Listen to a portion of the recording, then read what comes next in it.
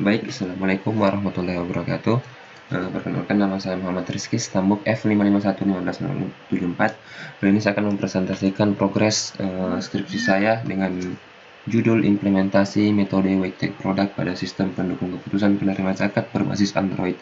Ya, sebelumnya saya sudah maju ujian proposal dan saat ini sedang melakukan pengerjaan bab 4 yang belum selesai dan sistemnya sendiri yang masih setengah jadi, Pak.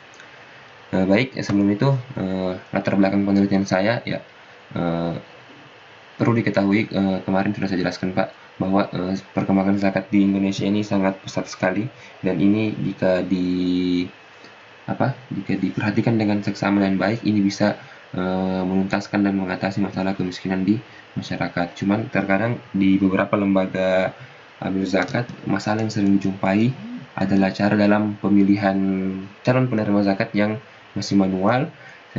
Jadi kadang ada masalah yang terjadi pada durasi atau lamanya proses pemilihan, dan kadang terjadi juga salah hitung sehingga menimbulkan kurang akuratnya hasil seleksi.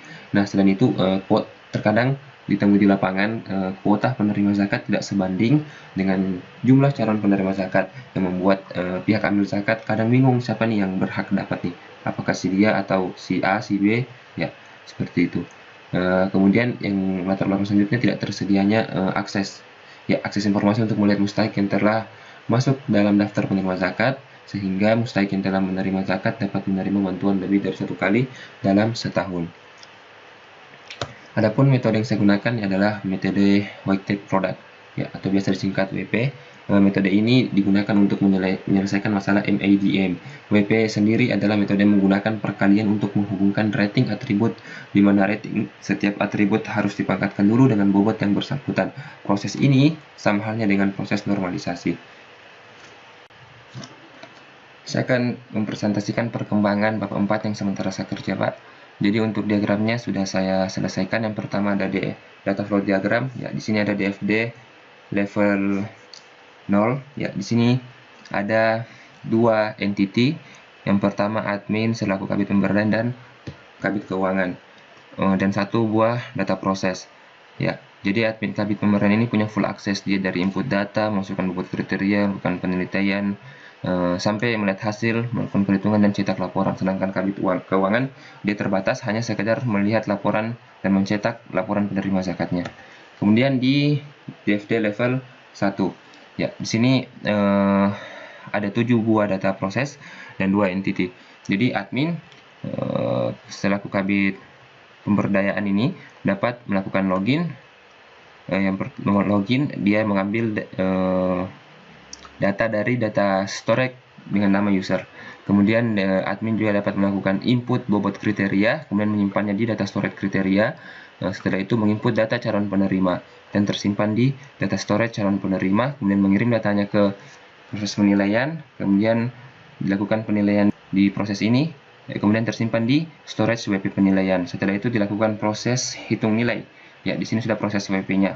Kemudian tersimpan di WP perankingan, di data storage WP perankingan. Kemudian tampillah hasilnya. Hasil ini mengambil data dari data storage WP perankingan, dan laporan pun demikian. Ya, untuk kabit keuangan sendiri dia bisa melakukan login dan cetak laporan. Baik, selanjutnya di use case diagram. Ya, use case diagram sendiri memiliki 2 aktor. Ya, aktor pertama kabit pemberdayaan, aktor kedua kabit keuangan, kemudian memiliki 7 buah use case-nya.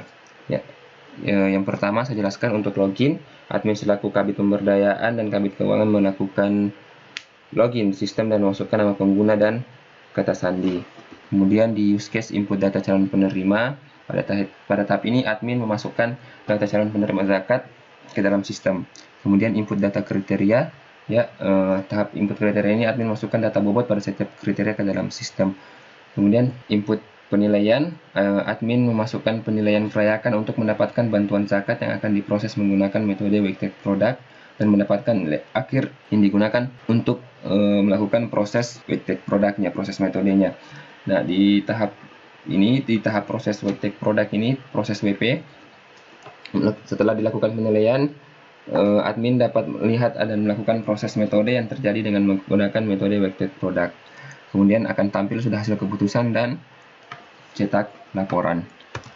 Ya, selanjutnya di activity diagram. Ya, di activity diagram ini swim lane-nya ada 3, admin, kabit pemberdayaan sistem, dan kabit keuangan. Ya, jadi prosesnya ini initial node, kemudian masuk ke proses login yang dilakukan oleh admin, kemudian sistem menampilkan halaman login. Jika tidak valid maka kembali ulang ke proses login, jika valid maka masuk ke swim lane admin, input data pemohon, kemudian input bobot kriteria. Di sini ada fork node di mana admin keuangan dan admin kabit keuangan dan admin selaku kabit pemberdayaan bisa melakukan laporan ini, proses laporan hasil keputusan. Sebelum itu admin kabit user ini akan melakukan proses metode WP. Nah, di sini pada sistem yang melakukan itu, kemudian sistem akan menampilkan hasil keputusannya dan akhirnya muncul di sini laporan hasil keputusan yang dapat diakses oleh admin selaku kabit pemberdayaan dan kabit keuangan. Kemudian di kelas diagram, jadi ada 6 tabel yang saya gunakan. Yang pertama ada tabel kriteria dengan atribut, ada nomor dengan tipe datanya in, length-nya 11, ada pekerjaan, tipe data float, kelengkapan administrasi, penghasilan, pekerjaan pasangan, status tempat tinggal, dan jumlah anak. Untuk actionnya ada simpan, ubah, hapus. Kemudian di tabel WP penilaian atributnya no KTP, nomor KTP, nama C1 sampai C6, actionnya simpan, ubah, dan hapus juga. Dan di tabel calon penerima ada no KTP, nama lengkap, tanggal lahir, jenis kelamin, agama, status rumah, nomor telepon, pendidikan terakhir, sampai di kelengkapan administrasi. Actionnya sama, simpan, ubah, dan hapus. Untuk di WP perhitungan sini atributnya ada nomor KTP, nama, dan vektor S. Untuk di tabel terakhir di WP perankingan ada no KTP, nama, dan vektor. Untuk tabel user sendiri dia berdiri sendiri dengan atributnya ID, username, password, hak akses. Nah, jadi satu kriteria bisa memiliki banyak penilaian, tapi penilaian hanya bisa dimiliki oleh satu calon penerima. Sedangkan tabel calon penerima hanya bisa satu memiliki proses perhitungan, dan calon penerima hanya dapat memiliki satu perankingan. Ya, seperti itu. Kemudian lanjut ke sequence diagram. Jadi yang pertama ini sequence diagramnya, aktornya adalah admin selaku kabit pemberdayaan. Ya, dia akan memasukkan username dan password. Kemudian boundary login ini akan memberikan return message, yaitu login berhasil.